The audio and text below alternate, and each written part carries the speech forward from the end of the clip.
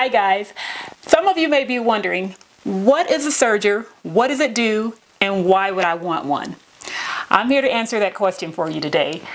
It does so many wonderful things. It's a specialty machine that you can use for finishing off the raw edges of your garments, and if you buy it just for that, if you use it just for that, it is well worth it. If you look at the inside of ready-to-wear garments, you see that nice, clean, professional finish. That's what you get when you use a serger. You can also use it to sew complete garments. It's amazing when you're sewing with knits because it has a built-in stretch and you get the seam and the finish at the same time. You can also use it with woven fabrics. You can do decorative edges, you can do decorative stitching, you can do flat locks, and I'm going to show you that. And there are just a whole lot of different things you can do. If you sew for your home, like napkins and placemats, those types of things, you can do those nice decorative edges that you see in the stores. So the possibilities really are endless. It's a lot of fun, and I'm going to show you guys today. I'm going to demonstrate a few of the stitches that you can create with the serger, so keep watching.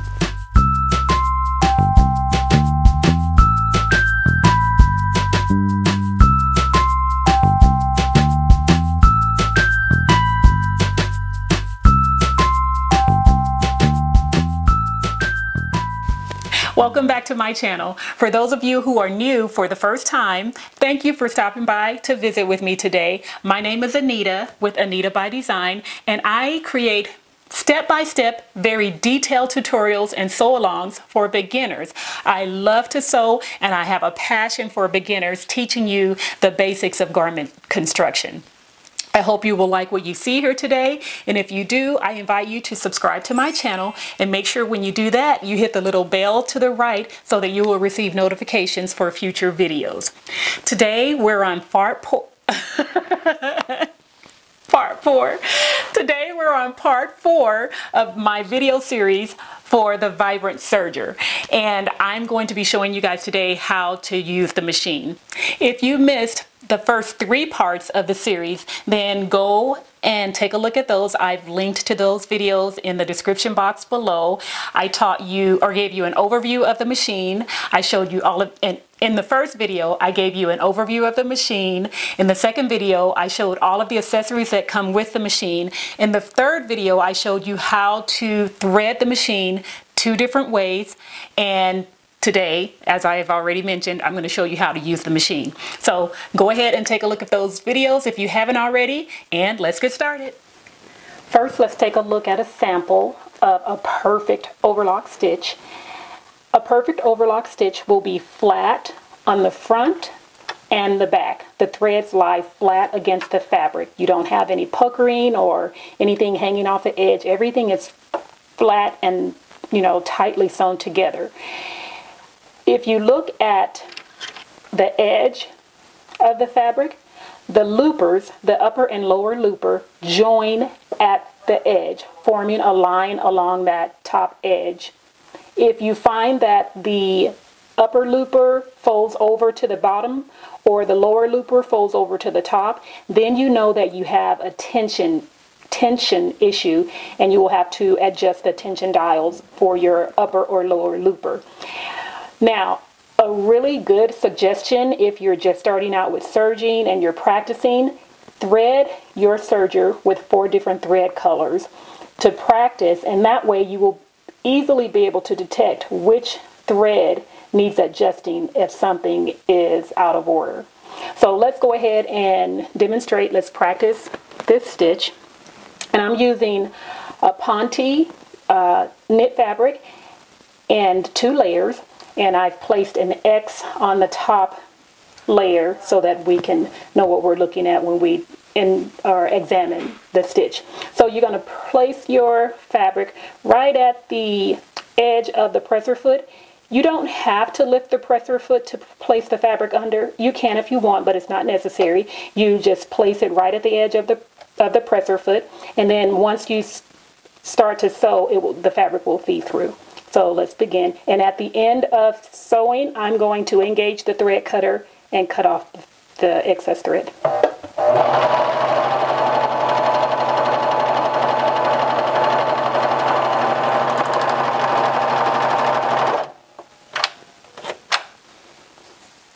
And there we have our perfect overlock stitch.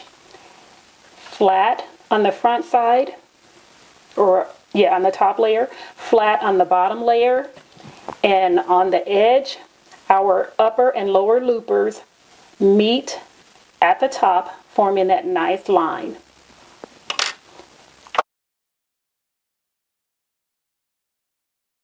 The 3-thread overlock stitch can be used when you're sewing performance fabric, when you're making swimwear or workout outfits. This is a nice stitch to use because there's less bulk. You're only using 3 threads. You will remove the right needle and you will be sewing with the left needle and the upper and lower looper threads. A 3-thread overlock stitch can be used for sewing performance wear. If you're going to make a swimsuit or workout clothes, then this is a nice stitch to use. There's less bulk because you're only using 3 threads, and you will remove the left needle thread. You will actually remove the needle and the thread. The perfect 3-thread overlock stitch is flat on the front. So your upper looper, the green thread here, is flat against the fabric. On the bottom, the lower looper thread, the blue thread, is flat against the fabric. And again, the 2 looper threads join at the edge of the fabric on top and create that nice line along the top. And your right needle, the yellow or your right needle thread, is flat against the fabric with that single stitch there. So let's go ahead and demonstrate how to do this one. The first thing you're going to have to do is remove your left needle, and we're going to use our small screwdriver that came with the machine. So what you're going to do is, there are 2 screws here. I'll move the threads out of the way. There are 2 screws and they're marked left, right. So we're going to be removing the left needle. So just using your screwdriver, you're going to loosen that screw. Oop, and the needle just fell right out.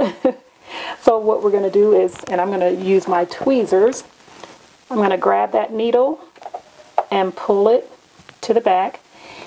What you want to do, even before doing that, is you want to cut that red thread. And you can cut it, you don't have to cut it down here, you can cut it up close. I'm going to do it here because it's in view of the camera. Or you can cut it up top near the thread guides. And then you're just going to pull that red thread out along with your needle. And then there is a pad that you can place the needle on to keep track of it on the inside of the cover. Next, you're going to get your fabric, and I'm just going to use the sample here and just sew on the other side. Now, we're going to go ahead and do the practice stitch.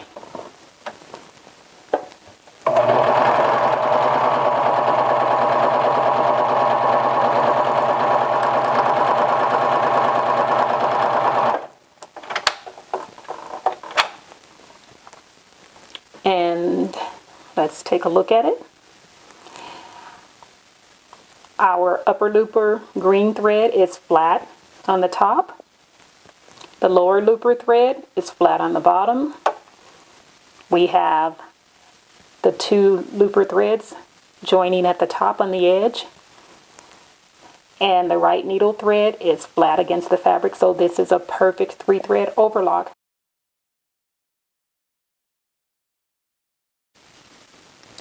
This is what the flat lock seam looks like. This is the front, and then in the back it creates a nice little ladder. And this seam you can use for any type of sewing where you don't want a lot of extra bulk. If you're using a really thick fabric like fleece, this is a great stitch because you don't have to deal with having a seam allowance and adding more bulk. It's also great for performance wear where you don't want bulky seams because the performance wear usually fits closely to your body and you don't want anything extra rubbing against your skin. creating friction or irritation, whatever. And it's also great for attaching lace because, again, there's no extra bulk with a seam allowance. You can use it for decorative stitching too. So I'm going to demonstrate how to sew this on the Vibrant Serger. But first I'm going to show you how to set up the machine for 2-thread serging. Okay, open out the front cover of the machine to expose all of the parts inside. And we're going to lift the presser foot. Then we need to raise the needles using the hand wheel, turn it towards you until the needles reach their highest point. Then we're going to remove the right needle. So we're going to take your nippers or a tiny pair of scissors and cut away the yellow thread from the top where the thread guide is. Then you're going to grab your small screwdriver that comes with your machine. It's stored on the inside cover of the machine. And we're going to loosen, let's move the threads. We're going to loosen the right screw.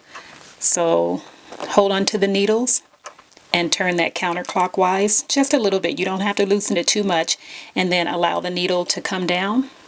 I like to use my tweezer to bring that down, and then I'm just gonna pull it back. I have that red thread caught up in there.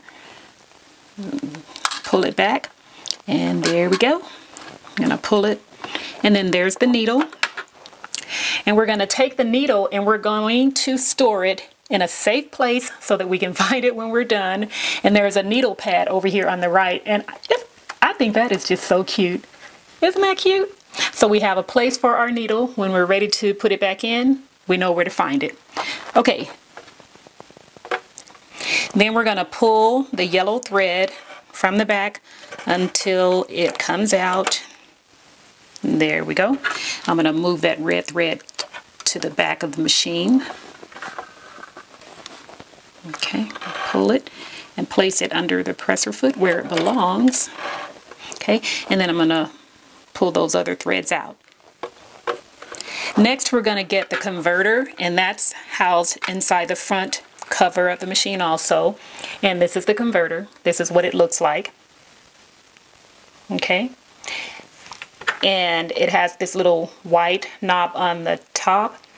And here at the front, there is a little hook. And the hook curves and comes out this way.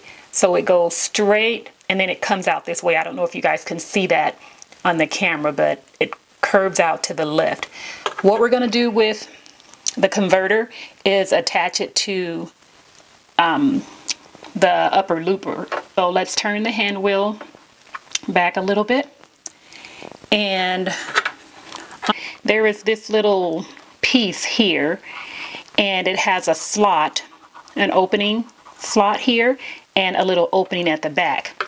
So the converter, the hook on the right side, on the back side, will come out through the back opening here. So we're going to take the converter and slide it through the slot and push it back, and it comes out through the opening. Then from there, the little hook that I showed you guys needs to go through the eye of the needle, or of the looper, from the back. But first, we need to cut away the green thread. So we're going to cut away the thread for the upper looper, and I'm going to pull it until it's out of there. Now, we're going to take this converter and push it to the back of that, the opening, that upper looper, and we need to make sure that it goes into the eye. So again, press it to the back, and then when you hear the little click, you'll know that it's right inside the eye. The function of the converter is to replace the upper looper thread, so it kind of fools the machine to think that there's thread there. So you will notice when you're sewing with two threads that this part is still moving, but there's no thread there. So this little converter acts as the upper looper thread. The next step is to disengage the fabric cutter, because when we're sewing a flat lock, we're not going to be cutting away any fabric. So we're going to use the knob, the silver knob here, and what you will do is you will press it in to the left and then turn the knob towards you, and you will see that the cutter is folding down into the machine. Make sure you keep your fingers away from it because it is sharp. After the machine is all set, we're going to close the working table, then the front cover, and we are ready to practice the flat lock stitch. Okay, we're going to use 2 layers of performance fabric and place it right at the edge of the presser foot and start stitching.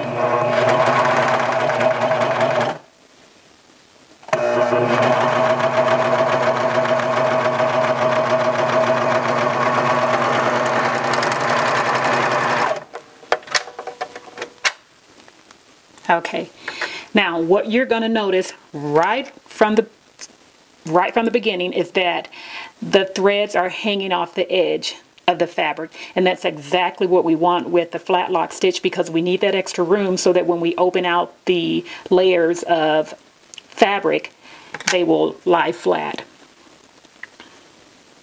So we'll open it out and pull the fabric in opposite directions, and then you get that flat seaming.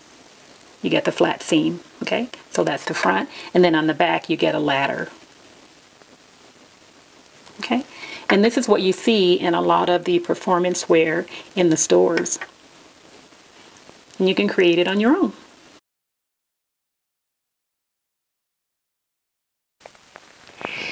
This is the setting chart for the tension guidelines. Now, these are guidelines, and this is a great starting point for the different stitches that you will do. So I do suggest when you're changing the different types of stitches that you use these guidelines as a starting point, and then practice on the scraps of the fabric that you're going to be using for your project.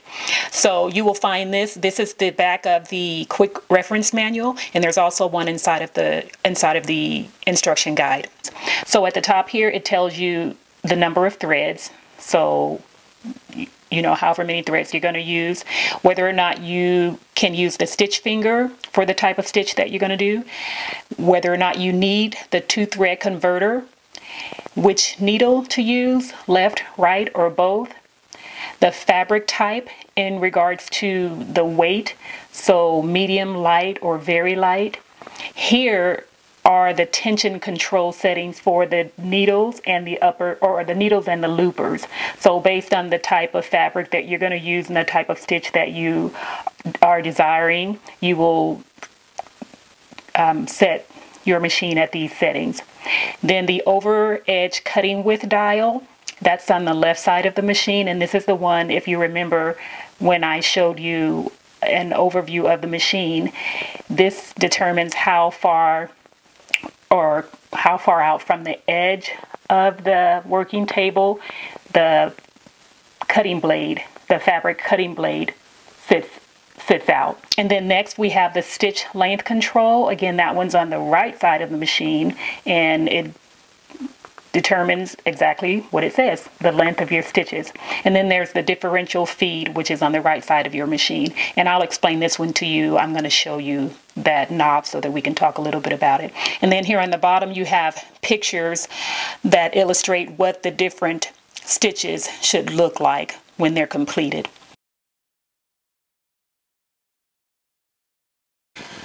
Looking at the right side of the machine, this is the differential feed lever, and the range is from 0.7 to 2. When you're sewing with a woven or sheer fabric, sometimes you will get puckering. So to prevent that from happening, you can set your differential feed to a number less than 1, which would be a negative differential feed. If you encounter wavy seams, wavering, which usually occurs when you're sewing with knits, you know, any type of stretch fabrics, then you want to set your differential feed to 1 or higher. Also, if you're going to be gathering fabric with your serger, then you want to make sure that you set the differential feed to 1.5 or higher. There's a setting chart for differential feed on page 48 of the instruction and reference guide, and this is really helpful. So if you want waver-free seams, or if you're gathering fabric, then you want to set your differential feed for a positive feed, and that setting would be between 1 and 2. And then for the feed ratio, there are 2 feed dogs. There's the rear feed dog and the front feed dog. So this tells you how the feed dogs are feeding. So you can see here, based on this chart, that the rear feed dog is feeding slower than the front, or feeding less than the front feed dog. The neutral position would be 1, so there's no differential feed when the setting is at 1. So the front and back feed dogs are feeding evenly. For pucker-free seams, you want negative differential feed, and the setting is 0.0 to 1. And you will see here that the rear feed dog is feeding more than the front. Well, that's it for today. I hope you have enjoyed this video, but more than that, I hope you have been encouraged to give the serger a try if you haven't already. If not, I have one more video for you where we're going to actually sew a garment. We're going to make a basic t-shirt in the next video, and I will take you from beginning to end, step by step, so that you can see how it works sewing a garment with a serger. Now, if you have not already subscribed to my YouTube channel here, make sure you do that and hit the little bell to the right after you subscribe so that you can receive notifications when new videos are posted, especially the next video, because after we sew the t-shirt, I'm going to open up the drawing and tell you guys how you can enter for a chance to win your very own Vibrant Serger. Thank you for stopping by. I will see you guys next time. Bye.